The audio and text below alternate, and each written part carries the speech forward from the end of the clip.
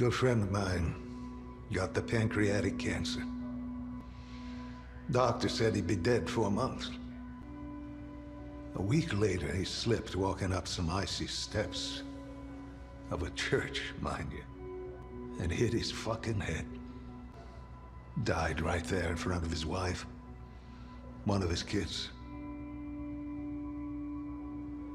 Know what his last words were? Before he bled out all over the steps of St. Augustine's.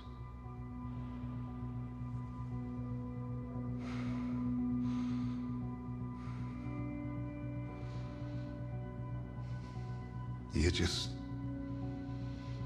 never fucking know.